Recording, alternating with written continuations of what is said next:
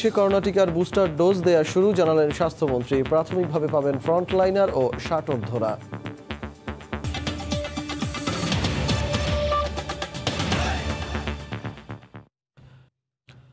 কাল থেকে দেশে পরীক্ষামূলকভাবে করোনা টিকার বুস্টার ডোজ দেয়া শুরু হবে, এমনটাই জানিয়েছেন স্বাস্থ্যমন্ত্রী জাহিদ মালেক। শাটরধ ও ফ্রন্ট লাইনারদের অগ্রাধিকার ভিত্তিতে এ ডোজ দেওয়ার পরিকল্পনা রয়েছে। সরকারের সিদ্ধান্তকে সময় উপযোগী বলছেন বিশেষজ্ঞরা। তবে বুস্টার ডোজের পাশাপাশি যারা প্রথম 2 ডোজ টিকা পাননি তাদেরও দ্রুত টিকা নিশ্চিতের তাগিদ দিয়েছেন তারা। সময়ের সঙ্গে সঙ্গে প্রথম 2 ডোজ কোভিড টিকার কার্যক্ষমতা দুর্বল হয়ে দেশে করোনা ভাইরাসের বুস্টার ডোজ দেয়া হবে বলে জানান স্বাস্থ্যমন্ত্রী জাহিদ মালেক। তিনি জানান, প্রথমে শাটরধ ও ফ্রন্টলাইনারদের টিকা দেওয়ার পরিকল্পনা রয়েছে। ফ্রন্টলাইন ওয়ার্কার যেমন ডাক্তার, নার্স, সরকারি কর্মকর্তা কর্মচারী যারা কাজ করেন, এক্সপোজড হন, মানে বিভিন্ন সময় দৌড়াদৌড়ি করতে হয়, আমাদের সাংবাদিক ভাইরা যেমন গণমাধ্যমের ব্যক্তিবর্গরা, এই ধরনের ব্যক্তিদেরকে আমরা বুস্টার ডোজ দেওয়ার সিদ্ধান্ত নিয়েছি। মাননীয় প্রধানমন্ত্রী তা অনুমোদন দিয়েছে। ভ্যাকসিনটা মানুষের অমিক্রন ভেরিয়েন্ট ছড়িয়ে পড়ায় সরকারের এই সিদ্ধান্তকে সময় উপযোগী বলছেন স্বাস্থ্য বিশেষজ্ঞরা। ফ্রন্টলাইন ওয়ার্কার এবং যারা 60 ঊর্ধ্ব ওদেরকে ওমিক্রনের থেকে মৃত্যুর হাত থেকে বাঁচানোর জন্য বুস্টার ডোজ দেওয়া দরকার আছে। তবে বুস্টারের পাশাপাশি যারা এখনো টিকা পাননি তাদের প্রথম বছরেরও বেশি সময় বন্ধ থাকার পর মালয়েশিয়ায় কর্মী পাঠাতে সে দেশের সরকারের সঙ্গে আগামী রোববারই সমঝোতা স্মারক সই হবে বলে জানিয়েছে প্রবাসী কল্যাণ মন্ত্রণালয়। জানানো হয়, ডাটা ব্যাংক থেকে এই কর্মী পাঠানো হবে।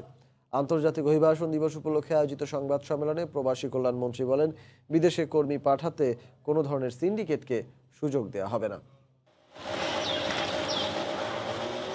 বাংলাদেশের সবচেয়ে বড় শ্রমবাজারের অন্যতম মালয়েশিয়া। নির্মাণ, বনায়ন ও সেবা খাত সহ দেশটির বিভিন্ন খাতে জনশক্তির ব্যাপক চাহিদা রয়েছে। কিন্তু সিন্ডিকেট ব্যবসা সহ নানা অনিয়ম নিয়ন্ত্রণে 2018 সালের সেপ্টেম্বর থেকে কর্মী নেওয়া বন্ধ করে দেয় দেশটির সরকার। সম্প্রতি বাংলাদেশ থেকে কর্মী নেওয়ার অনুমোদন দেয় সে দেশের মন্ত্রিসভা। আন্তর্জাতিক অভিবাসন দিবস সামনে রেখে শুক্রবার সকালে আয়োজিত সংবাদ সম্মেলনে প্রবাসী কল্যাণ মন্ত্রী জানান, আগামী রোববারই সমঝোতা স্মারক স্বাক্ষর অনুষ্ঠানে যোগ দিতে মালয়েশিয়া যাচ্ছেন তিনি।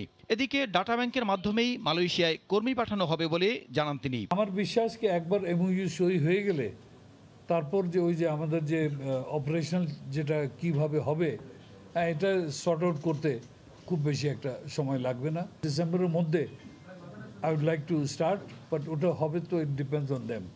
আমাদের টার্গেট হলো to get the data bank going. অ্যাপটা যত তাড়াতাড়ি আমরা ফুললি অনবোর্ড করে নেব, অনবোর্ড করে নিলেই then what will happen is that the process will become much easier. এর আগে মালয়েশিয়ায় কর্মী পাঠাতে 10 থেকে 12টি এজেন্সি সুযোগ পেলেও এবার মালয়েশিয়া কর্মী পাঠাতে সিন্ডিকেটের কোনো সুযোগ থাকবে না বলে স্পষ্ট করেন মন্ত্রী।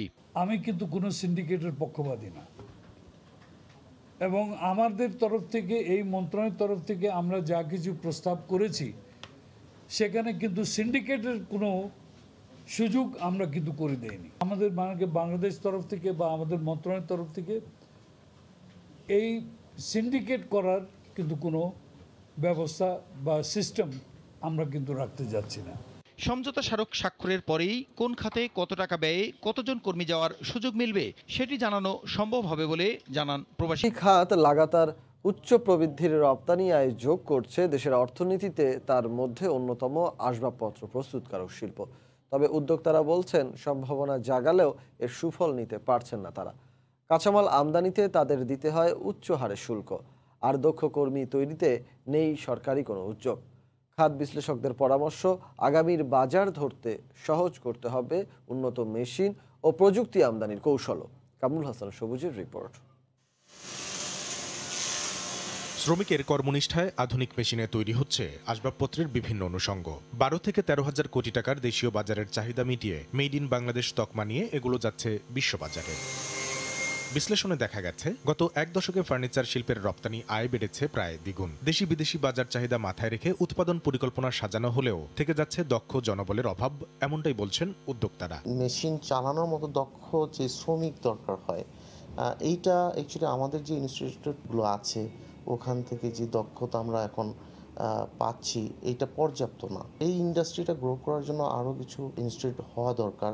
সম্ভাবনা জাগালেও $500 বিলিয়ন বিশ্ববাজারে বাংলাদেশের এই খাতটি এখনো ছুঁতে পারেনি $8 কোটি রপ্তানি আয়। এজন্য কাঁচামাল আমদানিতে উচ্চ হারের শুল্ককে বড় বাধা হিসেবে দেখছে এ খাতের ব্যবসায়ীদের সংগঠন। আমাদের যে কাঁচামালের যেই ইম্পোর্ট ডিউটি, ট্যাক্স, ভ্যাট যা আছে এবং ম্যাক্সিমামের ক্ষেত্রেই আসলে হাই ডিউটি স্ট্রাকচার আছে, যে আমাদের ইম্পোর্ট ডিউটিটা যদি লজিক্যাল পর্যায়ে আনা যায় তাহলে কিন্তু আমাদের এক্সপোর্ট অনেক বাড়বে। খাত বিশ্লেষকরা বলছেন, উদীয়মান এই শিল্পের আগামীর বাজার দখলে দরকার ছোট বড় সব কারখানায় উন্নত মানের মেশিন ও প্রযুক্তির ব্যবহার নিশ্চিত করা। এই ছোট ফ্যাক্টরিগুলো যদি ম্যানুফ্যাকচারিং টেকনিক ডেভেলপ করে তাহলে ওই বড় ফ্যাক্টরি যদি যে বললাম যে 10,076 লাগবে, সে কিন্তু ওরা 5টা ফ্যাক্টরিতে সে কিন্তু ভাগ করে দিতে পারতো।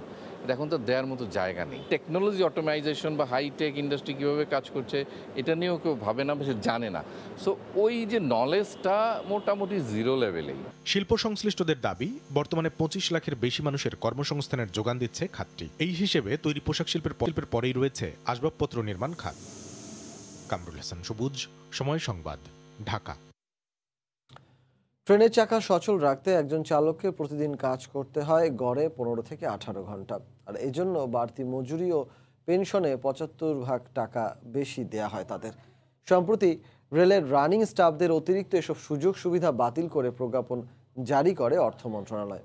আর এতে ক্ষুব্ধ রানিং স্টাফরা 26 ডিসেম্বর থেকে 8 ঘন্টার বেশি কাজ না করার ঘোষণা দিয়েছেন। এতে ট্রেন চলাচল বন্ধের আশঙ্কা তৈরি হয়েছে। দ্রুত সমস্যা সমাধানের আশ্বাস দিয়েছেন রেলমন্ত্রী। নাজমুস সালেহির রিপোর্ট। সার্বক্ষণিক কর্মী হিসেবে আখ্যায়িত করে ব্রিটিশ আমল থেকে চলন্ত ট্রেনে দায়িত্ব পালন করা চালক, গার্ড ও টিকিট চেকারদের বিশেষ আর্থিক সুবিধা প্রদান করা হয়ে থাকে। প্রতি 100 মাইল ট্রেন চালালে দেয়া হয় মূল বেতনের একদিনের সমপরিমাণ অতিরিক্ত টাকা। পেনশনের সাথেও দেয়া হয় বাড়তি 75% টাকা। 18-62 সন থেকেই রানিং স্টাফরা এই মাইলেজটা পেয়ে আসছে। এটা আমাদের পার্ট অফ পে। সাপ্তাহিক ছুটি নাই, বাৎসরিক কোনো ছুটি নাই। আমাদের দিন রাত 24 ঘন্টা ডিউটি পালন করতে হয়। ঈদের দিনও আমরা রেলে পরিচালনা করে থাকি। এই মাইলেজটা পাই, সেই উদ্দেশ্যে চাকরি করি। ঘন্টার হিসেবে প্রতি 1 মাসে রানিং স্টাফদের ডিউটি দাঁড়ায় 2.5 থেকে 3 মাসের সমপরিমাণ। সে অনুযায়ী বেতনও পেয়ে আসছে তারা। কিন্তু রাষ্ট্রের বেসামরিক কর্মচারীদের অতিরিক্ত ভাতা পাওয়ার সুযোগ নেই মর্মে অর্থ মন্ত্রণালয় থেকে এক প্রজ্ঞাপন জারি করে বলা হয়, রানিং স্টাফরা যতই ডিউটি করুক শুধুমাত্র 1 মাসের সমপরিমাণ অতিরিক্ত অর্থ প্রদান করা হবে। বাতিল করা হয় অবসরকালীন ভাতার বাড়তি 75% টাকাও। এতে ক্ষুব্ধ ট্রেনের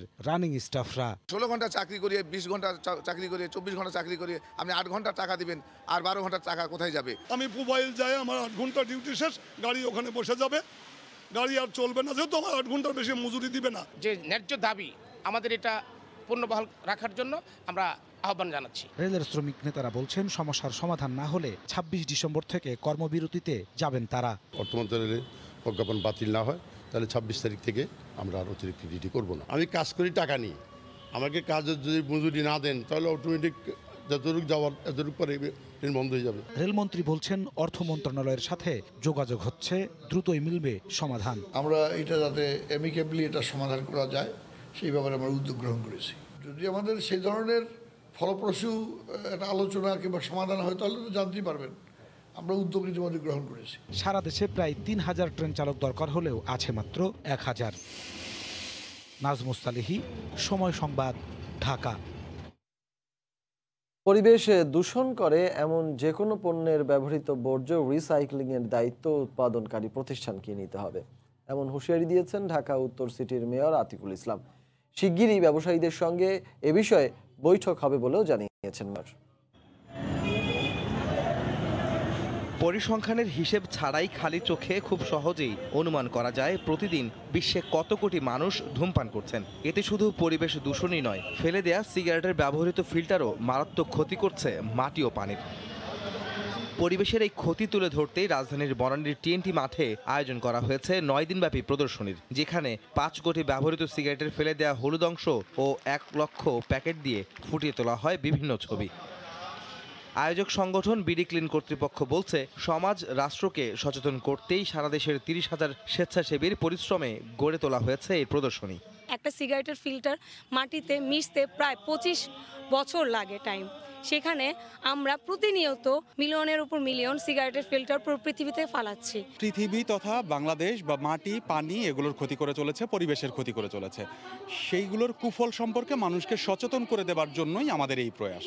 দূষণ রোধ ও পরিবেশ সংরক্ষণ এবং পরিচ্ছন্নতার জন্য প্রত্যেক নাগরিককে সচেতন হওয়ার আহ্বান জানান উত্তর সিটির মেয়র আতিকুল ইসলাম। যত বেভারেজ আছে এবং যত সিগারেট কোম্পানি আছে তাদেরকে অনতিবিলম্বে আমাদের নেক্সট মান্থে আমাদের সিটি কর্পোরেশন ডাক দিন।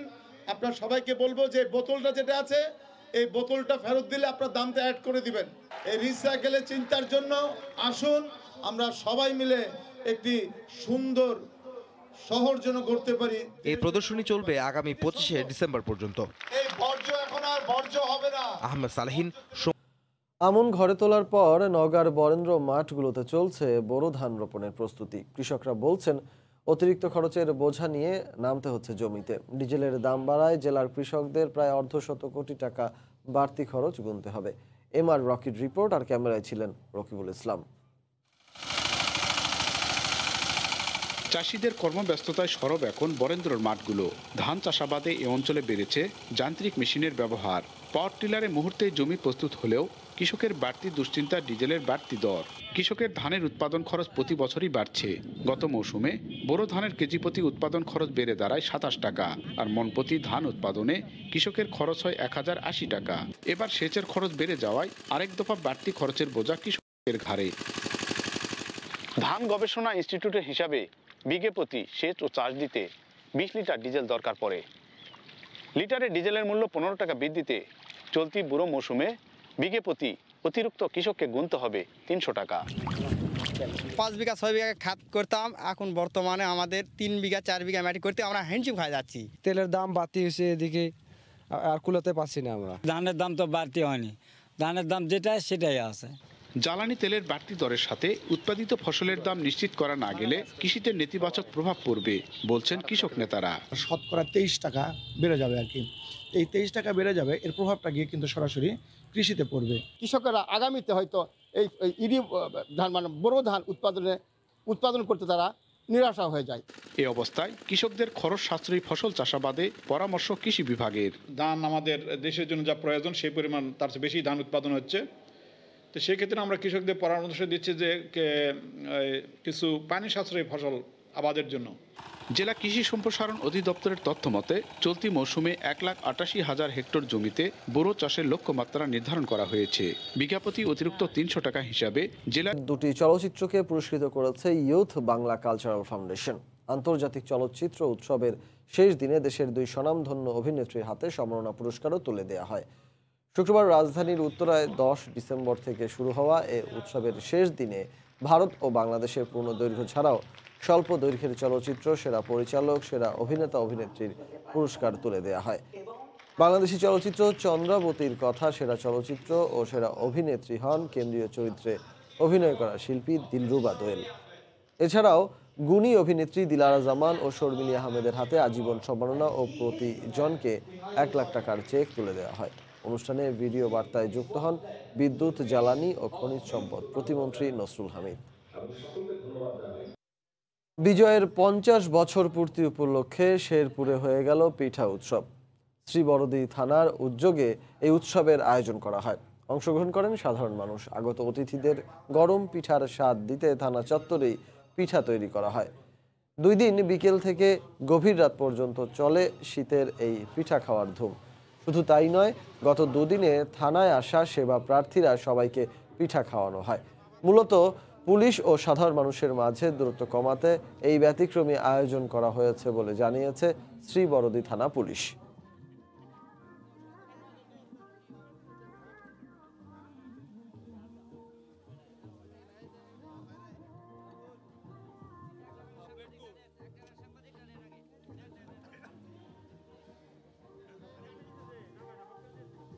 প্রশাসন কর্তৃক এই বিজয়ের পিঠা উৎসব, আমি এই উৎসবে অংশগ্রহণ করতে পেরে খুব খুশি। পুলিশ সম্পর্কে যে জনগণের যে একটা ভীতি, তো এই ভীতিটাকে আমরা মুজিব বর্ষের মাধ্যমে এটা আমরা দূর করতে চাই। অনেক মানুষ এখানে আসতেছে, প্লাস এখানে আমরা যে সুধীজন, জনপ্রতিনিধি, সাধারণ মানুষ, নেতৃবৃন্দ সবাইকে কিন্তু আমরা আসলে ইনভাইট করেছি এবং সবাই কিন্তু স্বতঃস্ফূর্তভাবে আসছে, আমাদের সাথে মিশছে এবং এত সুন্দর একটা আলোকসজ্জা তারা এটা উদযাপন করছে। রাজশাহীর চারঘাটে শীতের সকালে খেজুরের রস সংগ্রহ করে গুড় তৈরিতে ব্যস্ত সময় পার করছেন গাছিরা। বিস্তারিত জানাতে চারঘাট এলাকায় আছেন আমাদের সহকর্মী সাইফুর রহমান রকি। চলে যাচ্ছি তার কাছে। রকি, সপ্তাহখানেক ধরে রাজশাহী অঞ্চলে শীতের যে প্রকোপ সেটি ধীরে ধীরে বাড়ছে। আর শীতের প্রকোপ বেড়ে গেলেই মূলত এই অঞ্চলের একটি বৈশিষ্ট্য রয়েছে, বিশেষ করে রাজশাহীর চারঘাট, বাঘা, পুঠিয়া ও দুর্গাপুর এলাকায় মূলত খেজুরের রস সংগ্রহ করে জাল দিয়ে গুড় তৈরি করা হয়। সেই প্রক্রিয়াটি আপনাদের দেখানোর চেষ্টা করব। এবং সকাল ভোরের আলো ফোটার পর থেকেই কিন্তু গাছিরা তারা খেজুরের রস সংগ্রহে বেরিয়ে পড়েন এবং তারা গাছে গাছে রস সংগ্রহ করে সেগুলো জাল দিয়ে গুড় তৈরি করা হয় এবং এই প্রক্রিয়াতে প্রায় 3 ঘন্টার মতো সময় তাদের অতিবাহিত করতে হয়। এবং পাশাপাশি প্রতিটি এলাকায় কিন্তু সপ্তাহে 2 দিন করে হাট রয়েছে, সেই গুড়গুলো হাটে তোলা হয় বিক্রির উদ্দেশ্যে। এখন পর্যন্ত যারা গাছিরা রয়েছেন বলছেন যে প্রতি বছরে আসলে গুড়ের যে আধিক্য সেটি কিন্তু কমছে, কারণ প্রতি বছরই খেজুর গাছের সংখ্যা কিন্তু কমে যাচ্ছে, যে কারণে আগের মতো তাদের সেই বেচা বিক্রিটা নেই।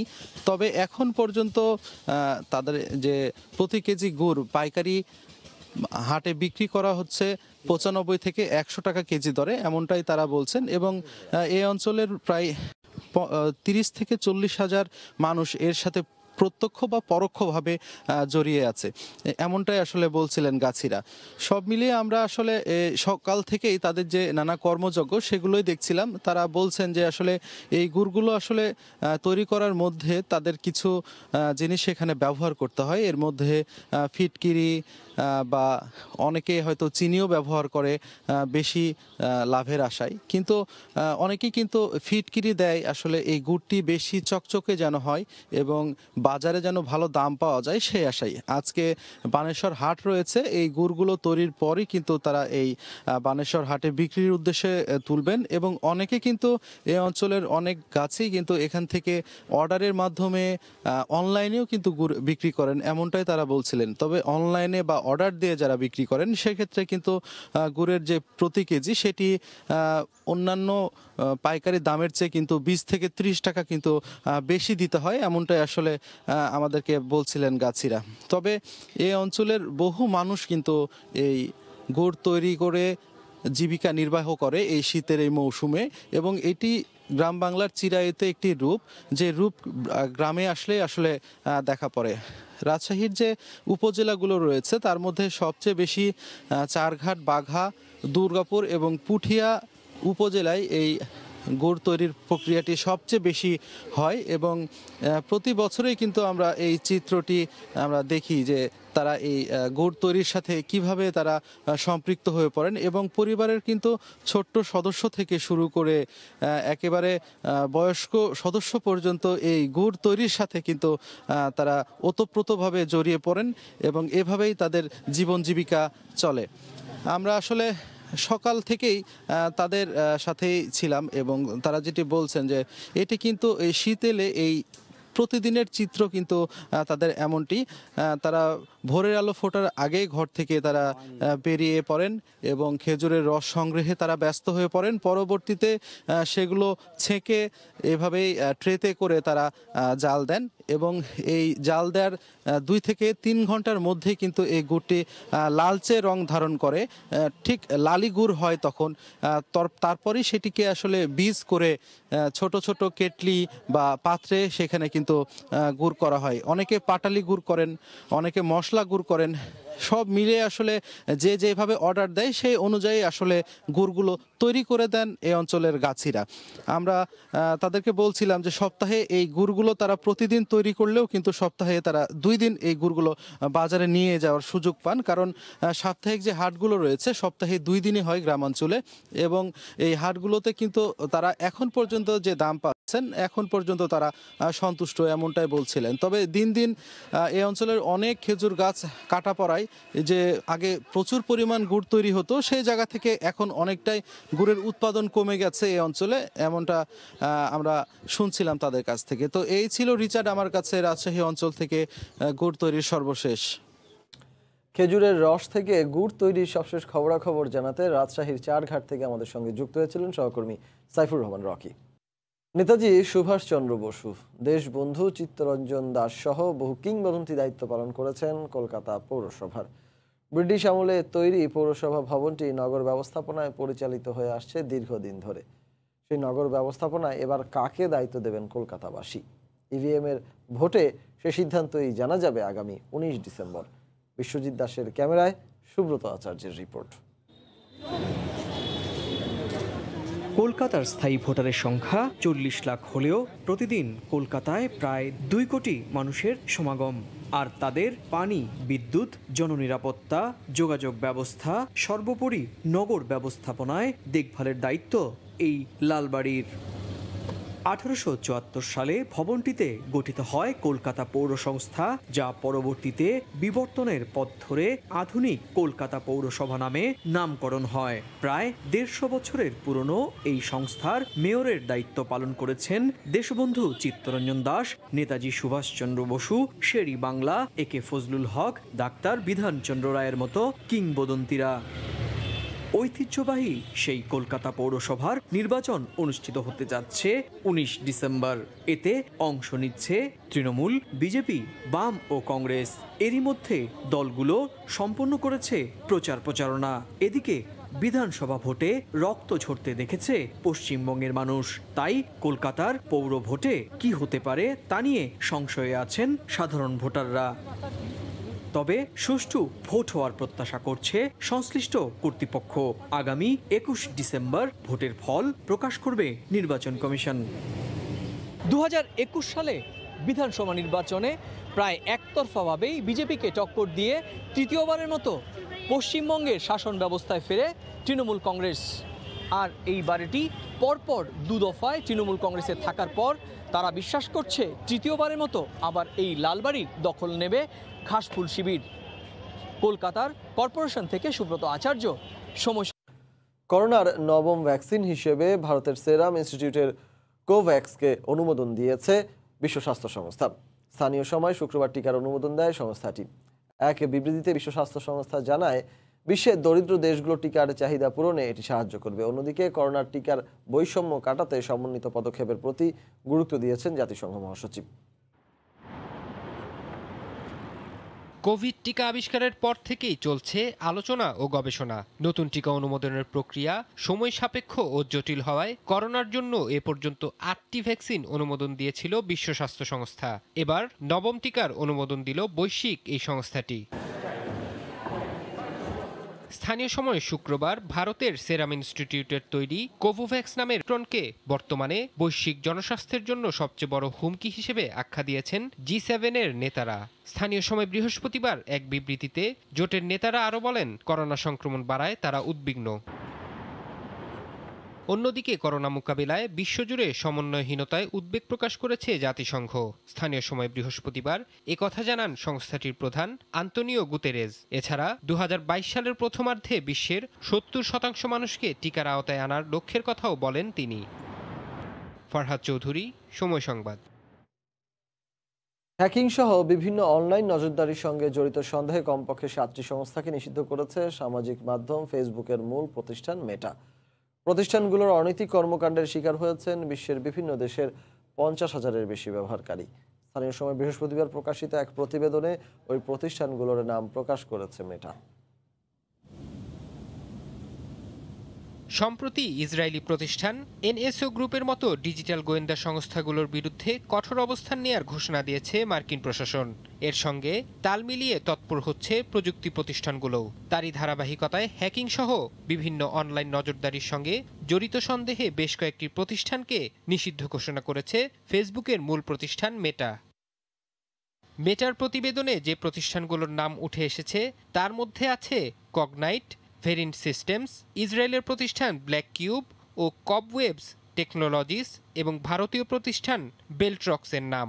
সংস্থাগুলোর প্রতি ভুয়া অ্যাকাউন্ট খোলা, যাদের টার্গেট করা হয়েছে তাদের ফেসবুক বন্ধুদের তালিকা থেকে বাদ দেয়া এবং হ্যাকিংয়ের মাধ্যমে ব্যবহারকারীদের কাছে ভুয়া তথ্য ছড়ানোর মতো গুরুতর অভিযোগ রয়েছে মেটার। মেটা জানায়, নজরদারির ভুক্তভোগীদের মধ্যে ছিলেন তারকা ব্যক্তিত্ব, রাজনীতিবিদ, সংবাদকর্মী, আইনজীবী, বিভিন্ন প্রতিষ্ঠানের শীর্ষ কর্মকর্তা এবং সাধারণ ব্যবহারকারীরাও। এমনকি নজরদারি থেকে বাদ যায়নি ভুক্তভোগীদের পরিবার ও কাছের বন্ধুরাও। মেটার পাশাপাশি অন্যান্য সামাজিক যোগাযোগ মাধ্যমগুলোর থেকেও একই ধরনের পদক্ষেপের ইঙ্গিত দিয়েছে বার্তা সংস্থা রয়টার্স। এরই মধ্যে প্রায় ৩০০ ইউজার অ্যাকাউন্ট মুছে দিয়েছে আরেক সামাজিক যোগাযোগ মাধ্যম টুইটার। ফরহাদ চৌধুরী, সময় সংবাদ। ইতালি ভ্রমণ এবার কঠিন হলো ইউরোপীয় ইউনিয়নভুক্ত দেশগুলোর জন্য। দেশটির স্বাস্থ্যমন্ত্রীর নতুন এক অধ্যাদেশ অনুযায়ী ইইউর দেশগুলোর নাগরিকদের ইতালিতে প্রবেশের ৪৮ ঘন্টার মধ্যে করতে হবে পিসিআর টেস্ট। আর যাদের গ্রিন পাস নেই তাদের ৫ দিনের কোয়ারেন্টাইন বাধ্যতামূলক। এর সিদ্ধান্তে ক্রিসমাস ও ইংরেজি নববর্ষে বিদেশি পর্যটকের আগমন শূন্যের কোটায় নামার শঙ্কা পর্যটন সংশ্লিষ্টদের। ক্ষতির মুখে পড়বে প্রবাসী বাংলাদেশি ব্যবসায়ীরাও। ইতালির ভেনিস থেকে মাকসুদ রহমানের তথ্য ও ছবি নিয়ে রিপোর্ট।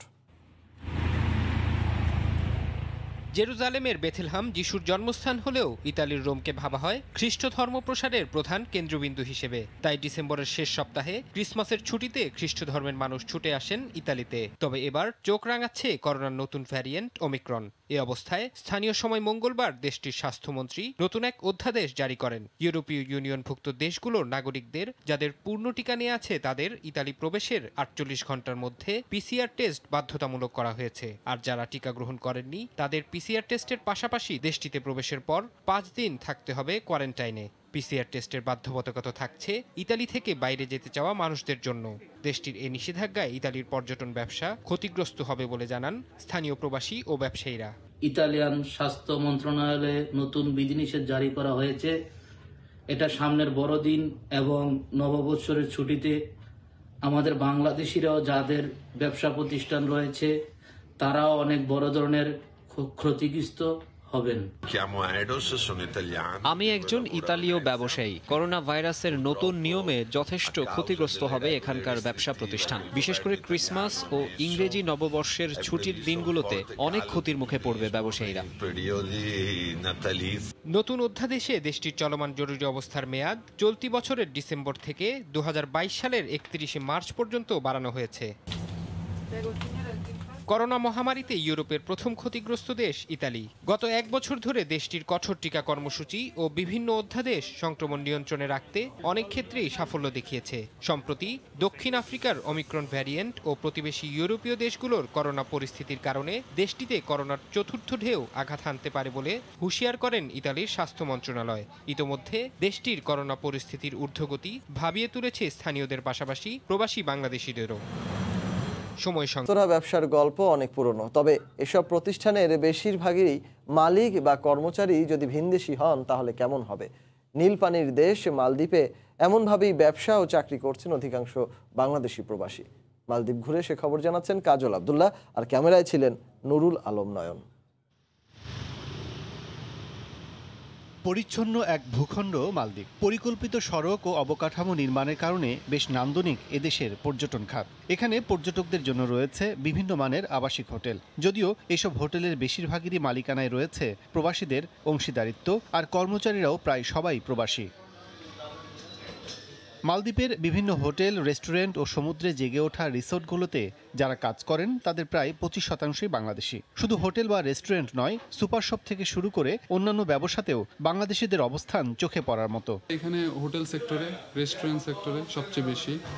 আর তৃতীয় যেটা হচ্ছে আপনার লেবার সেক্টর, যেটা কনস্ট্রাকশন সাইট। যারা এখানে কাজ করতেছি মালিক ভালো, খুবই ভালো, বেতন দিয়ে দেয়, প্রত্যেক মাসে টাকা প্রত্যেক মাসে ক্লিয়ার করে দেয়। বাংলাদেশ সরকার যদি আরেকটু গর্জ দেয় বা আরেকটু দেখে এদেশের প্রতি, তাহলে আরেকটু উন্নত হবে আমাদের শ্রমিকদের জন্য। ব্যবসায়ীরা বলছেন আগের চেয়ে অনেকটাই সহজ হয়েছে মালদ্বীপে প্রবাসীদের ব্যবসায়িক কার্যক্রম। যারা অন্যদের নামে করে তাদের একটু হয়তো আগে ছিল ডিফিকাল্ট, এখন হয় না। এখন তাদেরকে মনে করুন প্রতি মাসে একটা হিসাব করে হয়তো বা বাংলা 50,000 60,000 এরকম করে একটা দিয়ে দেয়, আর কোনো সমস্যা নাই। অনুমোদন আর নির্দিষ্ট শর্ত সাপেক্ষে যে কেউ বিনিয়োগের মাধ্যমে ব্যবসা করতে পারবেন এ দেশে।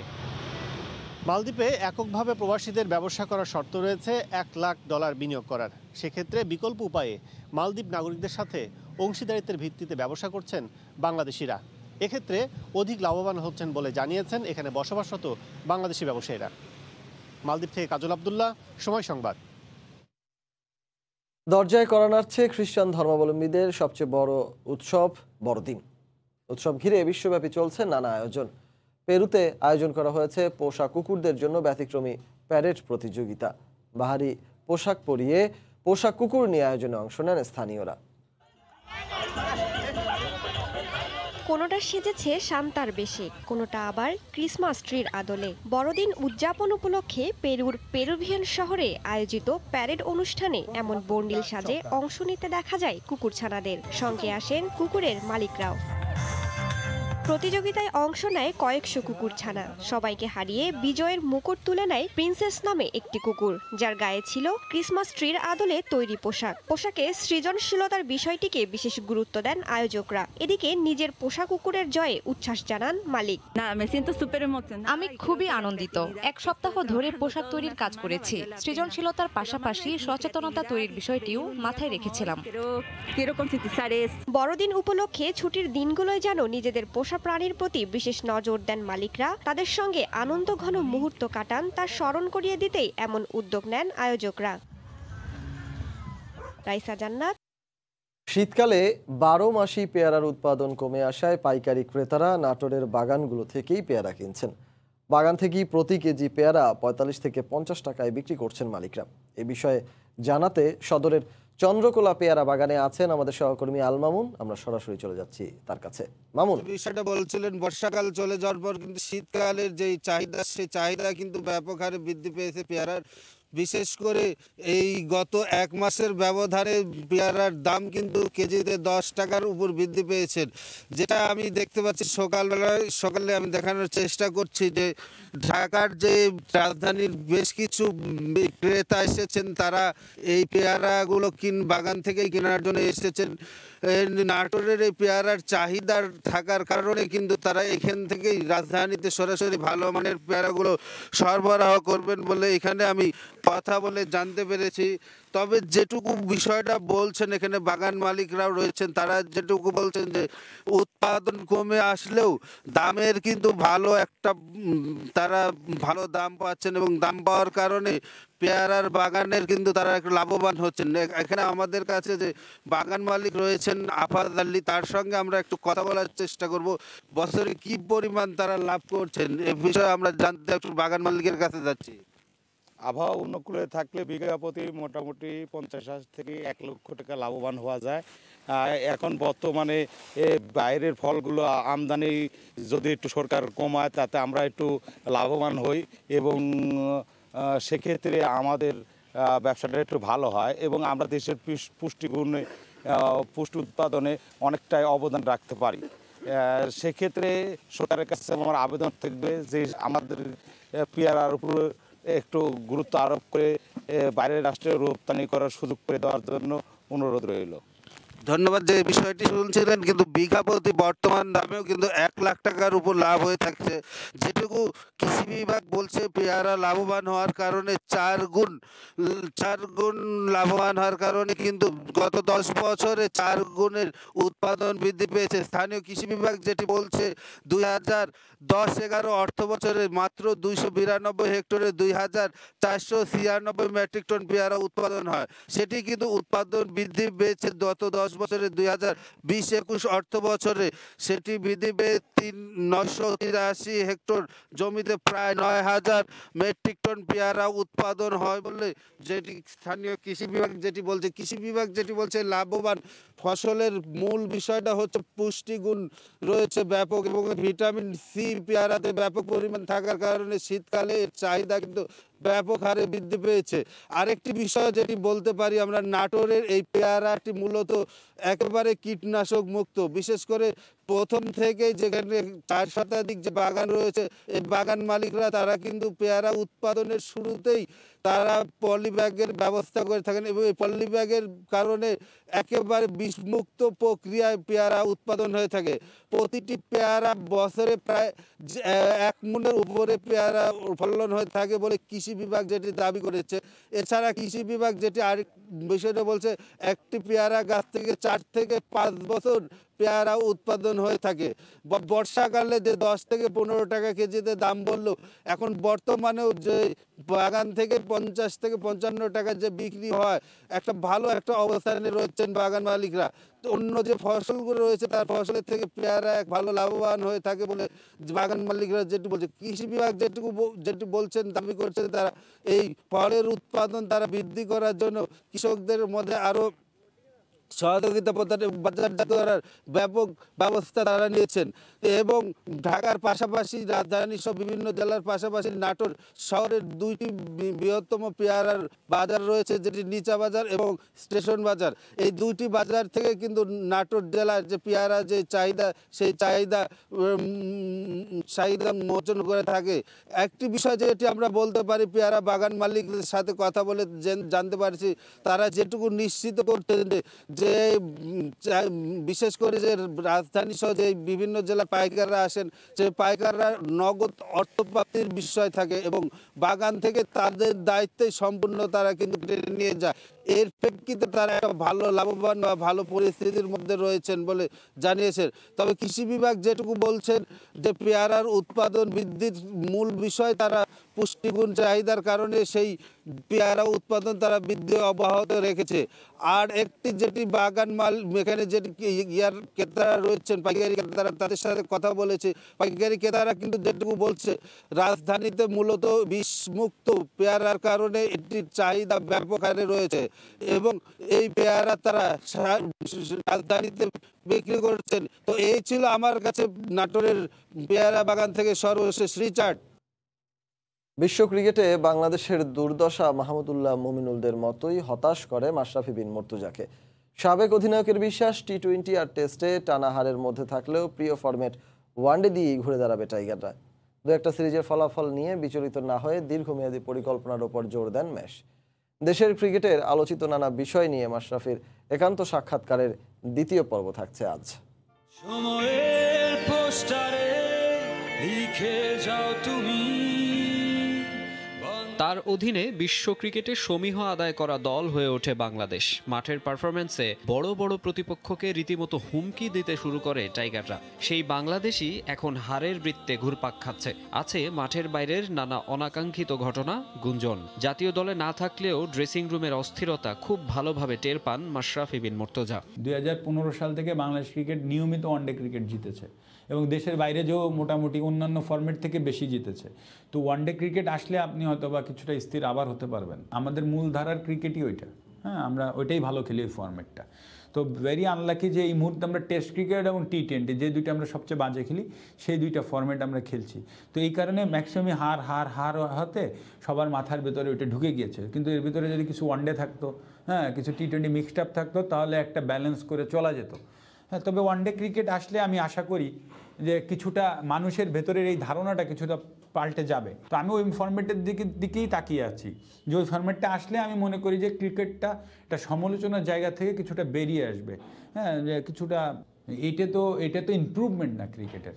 গেল জুলাইয়ে সবশেষ ওয়ানডে খেলেছিল বাংলাদেশ ক্রিকেট দল। ওডিআইয়ে পরবর্তী ম্যাচ 2022-এর মার্চে। প্রিয় ফরম্যাটে প্রায় 8 মাস পর মাঠে নামবে টাইগাররা, তাও আবার দক্ষিণ আফ্রিকার মাটিতে। তবুও আশাবাদী ম্যাশ। ওয়ানডেই তো দলটার সবচেয়ে প্রিয় ফরম্যাট।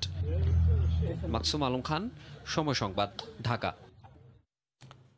নিউজিল্যান্ডে বাংলাদেশ দলের অনুশীলন আপাতত স্থগিত করা হয়েছে। 10 দিনের কোয়ারেন্টাইন শেষ না করে মাঠে ফিরতে পারবেন না মুমিনুল্লাহ। দেশটির স্বাস্থ্য মন্ত্রণালয় থেকে এমনই নির্দেশনা দেওয়া হয়েছে। এদিকে করোনা আক্রান্ত বাংলাদেশ দলের স্পিন বোলিং কোচ রঙ্গনা হেরাতের অবস্থা দ্রুতই উন্নতি হচ্ছে বলে জানিয়েছেন টিম অপারেশনস ম্যানেজার নাফিস ইকবাল। আমাদের প্র্যাকটিসটা কাপল অফ ডেজের জন্য হোল্ড করতে বলা হয়েছে। এই আপডেটটা আসে হলো straight away from the ministry of health New Zealand গভর্নমেন্টের কাছ থেকে due to some unavoidable circumstances এর কারণে। বেসিক্যালি আমাদের কিন্তু আরেকটা টেস্ট বাকি রয়েছে, আমরা 3টা টেস্ট করেছি, আমাদের আরেকটা কোভিড টেস্ট বাকি রয়েছে যেটা 9 নম্বর দিনে হবে এবং সেটা ক্লিয়ার হলে আমরা অল ক্লিয়ার হয়ে যেতাম। আগে থেকেই তো নিউজিল্যান্ডে একটা নিয়ম ছিল যেটা 14 দিনের কোয়ারেন্টাইন, বাট আমাদের ট্যুরের কিছুদিন আগে নেগোসিয়েশনের মাধ্যমে এটা 7 দিনের করা হয়েছিল প্লাস 3 দিন। অ্যাকচুয়ালি এটা 10 দিন সবসময় ছিল, এটা 7 দিন ছিল এমআইকিউর আন্ডারে আর 3 দিন ছিল হোটেলে গিয়ে আপনি প্র্যাকটিস করতে পারবেন, বাট আপনি আবার হোটেলে কিন্তু আইসোলেশনেই থাকতে হতো। তো টোটাল 10 দিনই ছিল। তো এখন হয়তোবা চেঞ্জেস একটাই আসতে পারে যে আমাদের এই এমআইকিউর আন্ডারে হয়তোবা 10 দিন থাকবে। বাংলাদেশ প্রিমিয়ার লিগে বিপিএলে সিলেট সানরাইজার্স নামে নতুনভাবে আসছে সিলেটের ফ্রাঞ্চাইজি। প্রথমবার বিপিএলে ভারতের জাতীয় দলের সাবেক এক ক্রিকেটার আনতে যাচ্ছে তারা। দক্ষিণ আফ্রিকান ডেভিড মিলারের সাথে অনেকটাই চূড়ান্ত কথাবার্তা, এমনটা জানিয়েছেন সিলেট সানরাইজার্সের কর্ণধার শেখ কুদরত ইফতিহাজ জয়। দীর্ঘমেয়াদে বিপিএলে থাকার ইচ্ছার কথা জানিয়েছেন এই ফ্রাঞ্চাইজি কর্তা।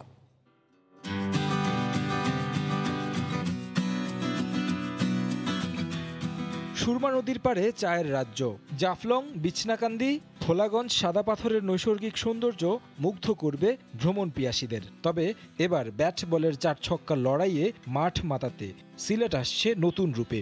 সিলেট সানরাইজার্স নামে বাংলাদেশ প্রিমিয়ার লিগ বিপিএলে দেখা যাবে পুরনো এই ফ্র্যাঞ্চাইজিকে। এর মধ্যেই দল গুছিয়েছে তারা। এই ক্যাটাগরিতে দেশীয় তারকা কাটার মাস্টার মুস্তাফিজকে দলে ভিড়িয়ে রেখেছে।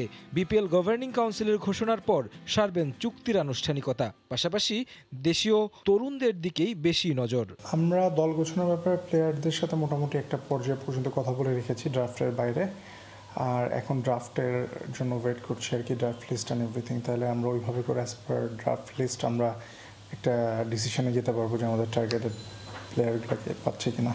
বিদেশি কোটায় অন্যরকম চমক নিয়ে আসছে সিলেট সানরাইজার্স। প্রথমবারের মতো এবার বিপিএলে দেখা যেতে পারে ভারতীয় জাতীয় দলের সাবেক ক্রিকেটারকে। তাছাড়া দক্ষিণ আফ্রিকার ডেভিড মিলারের সাথেও এগিয়েছে কথাবার্তা। বিদেশি প্লেয়ারদের সাথে কথা হয়েছে, 80-90% পর্যন্ত মোটামুটি একটা কথা বলা হয়েছে। বিগ ব্যাশের সাথে আর পিএসএল এর সাথে একটু কন্ট্রাডিক্টরি কারণে কিছু প্লেয়ারের শর্টেজ আছে, সো ওইটা যদি 2-1 মানে টালি করে রাখা হয়েছে।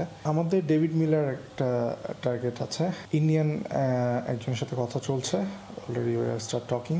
এখন যদি ইন্ডিয়ান ক্রিকেট বোর্ডের কোনো রেস্ট্রিকশন ইস্যু না থাকে, অ্যাজ আই নো যে এখন মনে হয় কিছুটা শিথিল করেছে।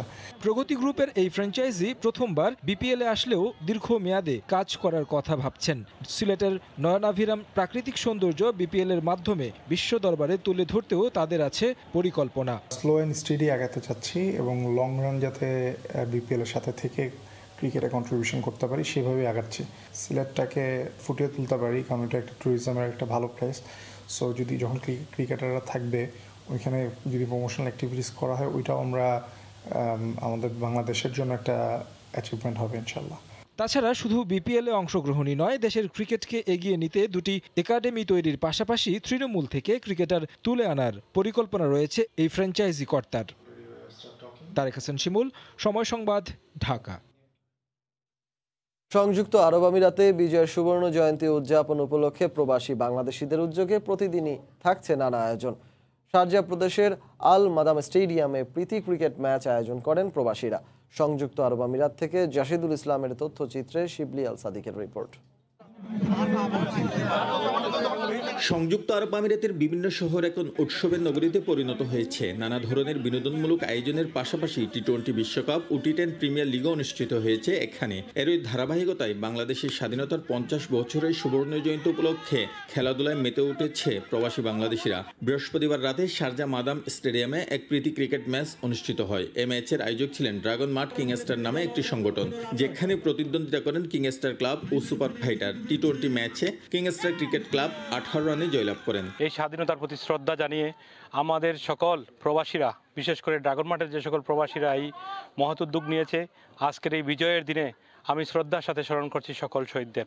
প্রতিদ্বন্দ্বিতাপূর্ণ ম্যাচে কিং স্টার ক্লাব 20 ওভারে 208 রান সংগ্রহ করে। জবাবে সুপার ফাইটার ক্লাব 190 রান করতে সক্ষম হয়। সেরা ব্যাটসম্যান ও ম্যান অব দ্য ম্যাচ নির্বাচিত হয়েছেন কিং স্টার ক্লাবের মোহাম্মদ মাহফুজ। সেরা বোলার নির্বাচিত হয়েছেন একই টিমের Mohammad Arman. Dragonmark King Star team champion হয়েছে এবং আমাদের সবাই একসাথে একটা টিম হয়ে খেলার কারণে আমরা আজকে জয়লাভ করেছি। এই জয়লাভ আমাদের প্রবাসীদের। প্রতিযোগিতাপূর্ণ খেলার মধ্যে আজকে আমরা হেরেছি, কিন্তু হারাটা বড় বিষয় না। আমরা সবাই মিলে হাসি খুশি এখানে একটা ক্রিকেট ম্যাচ আয়োজন করেছি, সবাই মিলে আসতে পেরেছি, এটা আমাদের জন্য বড় একটা সুখের বিষয়। এই ক্রিকেট ম্যাচটি উপভোগ করার জন্য অসংখ্য প্রবাসী বাংলাদেশি স্টেডিয়ামে উপস্থিত ছিলেন। ম্যাচ শেষে পুরস্কার বিতরণ করেন প্রবাসী কমিউনিটির নেতৃবৃন্দরা। এই সময় তারা প্রবাসী সুস্থ বিনোদনের মাধ্যমে বাংলাদেশকে বিদেশের মাটিতে উপস্থাপনের জন্য আহ্বান জানান। শিবলি আল সাদিক, সময় সংবাদ, সংযুক্ত আরব আমিরাত। এ পর্যায়ে শীর্ষ সংবাদগুলো জানিয়ে দিচ্ছি আরেকবার। কাল থেকেই দেশে করোনা টিকার বুস্টার ডোজ দেয়া শুরু জানালেন স্বাস্থ্যমন্ত্রী। প্রাথমিকভাবে পাবেন ফ্রন্টলাইনার ও শাটর ধরা।